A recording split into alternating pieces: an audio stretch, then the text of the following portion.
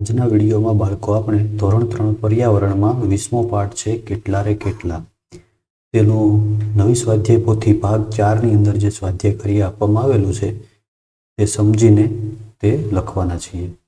તો પ્રશ્ન 1 થી શરૂઆત કરીએ છીએ। નીચેના પ્રશ્નોના જવાબ લખો। પ્રશ્ન 1 છે નીચેના પ્રશ્નોના જવાબ લખો। પહેલો પ્રશ્ન છે તમારી શાળામાં રમાતી હોય તે રમતોના નામ લખો। અહીંયા જવાબની અંદર તમારે વિચારીને તમારી શાળામાં જે રમતો રમાતી હોય એના નામ લખવાના છે।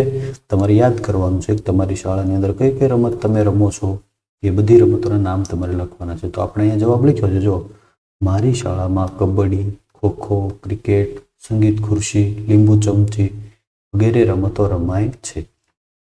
તમારી શાળામાં આ સિવાયની પણ ઘણી બધી રમતો રમાતી હોય તો તમે એ પણ રમત લખી શકો છો। કોઈ રમત એવી હોય કે જે તમારી શાળામાં ન રમાતી હોય તો એ રમત છે એ તમે આમાંથી કાઢી પણ શકો છો। બીજો પ્રશ્ન છે જે બાળકોના માતા પિતા અલગ અલગ શહેરમાં રહેતા હોય તેમને કેવી તકલીફો પડતી હશે।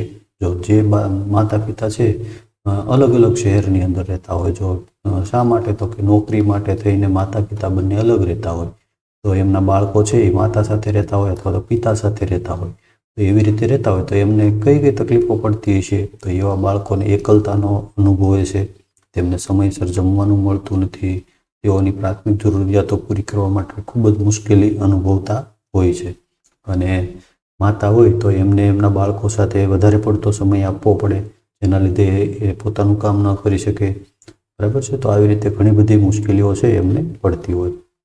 ત્રીજો પ્રશ્ન છે તમારા કુટુંબ વિશે લખો। તો મારું કુટુંબ ખૂબ જ સુખી કુટુંબ છે। મારા કુટુંબમાં મારા મમ્મી પપ્પા, દાદા દાદી અને હું એટલા સભ્યો છીએ। તમારે તમારા કુટુંબ વિશે તમારે લખવાનું છે, જેટલા સભ્યો હોય એટલા। આગળ પ્રશ્ન 2 છે નીચેની વિગતો લખો। એમાં તમારું કુટુંબ અને સીતાનું કુટુંબ બેની વિગતો લખવાની, એમાં સરખાપણું આ ખાનામાં બેમાં લખવાનું છે અને તફાવત બંનેનો લખવાનો છે। સીતાનું કુટુંબ અને તમારું કુટુંબ, તો સીતાનું કુટુંબ એટલે કોનું કુટુંબ? તો કે જે તમારે પર્યાવરણમાં પાઠ્યપુસ્તકમાં તમે પાઠ ભણ્યા હશો ત્યારે સીતાના કુટુંબ વિશેની વાત આવી છે તો એનું કુટુંબ છે એની અંદર અને તમારું કુટુંબ એમાં શું સરખાપણું છે એ તમારે જોઈને લખવાનું છે। તો આપણે જોયું કે સરખાપણું લખીએ કે મારા કુટુંબમાં અમે બધા એકબીજાને કામમાં મદદ કરીએ છીએ અને હળી મળીને રહીએ છીએ। અને સીતાના કુટુંબમાં પણ એવું જ છે, સીતાના કુટુંબમાં બધા એકબીજાને કામમાં મદદ કરે છે અને હળી મળીને રહે છે।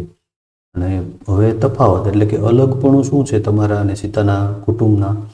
મારું કુટુંબ નાનું છે, મારા પરિવારમાં દાદા દાદી, મમ્મી પપ્પા અને હું એટલા જ છીએ।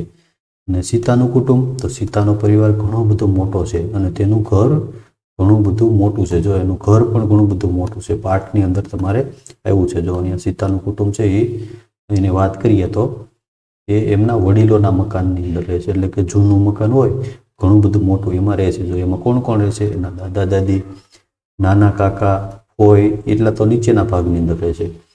ને પહેલા માળમાં એક ભાગમાં સીતાબેન, તેના માતા પિતા, નાની બહેન ગીતા એટલા રહે છે। બીજા ભાગમાં એના મોટા કાકા અને 3 એના બાળકો રહે છે અને સીતાની મોટી કાકી છે એ તો મૃત્યુ પામ્યા છે।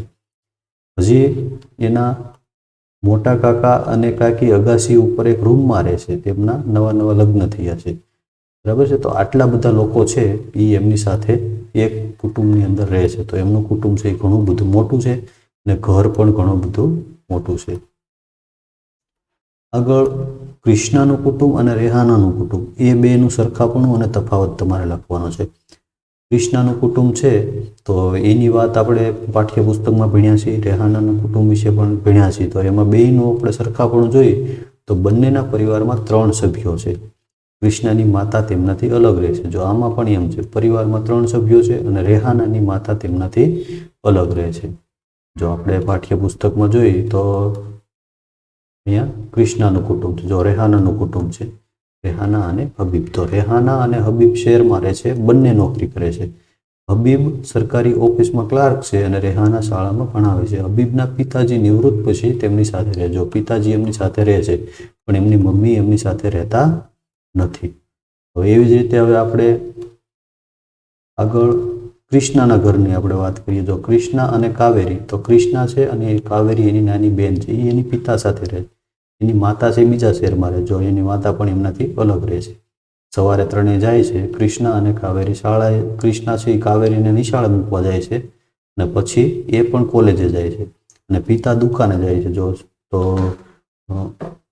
રેહાનાના કુટુંબની અંદર બધા છે એ બે ભાઈ બહેન છે એ કામ કરે છે અને આની અંદર બે બેન છે, તો એ બે બેન છે એ ભણવા માટે જાય છે અને એના પિતાજી છે એ દુકાને જાય છે.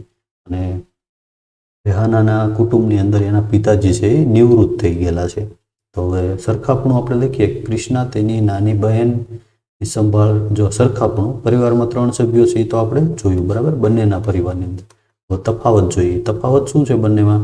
તો કૃષ્ણ તેની નાની બહેનની સંભાળ રાખતા રાખતા કોલેજે જાય છે અને અહીંયા તો કે રેહાના શાળામાં બાળકોને ભણાવે છે, એને કોઈની સંભાળ રાખવાની નથી. એનો ભાઈ છે એ પણ નોકરી કરે છે. તો આવો એમાં તફાવત છે.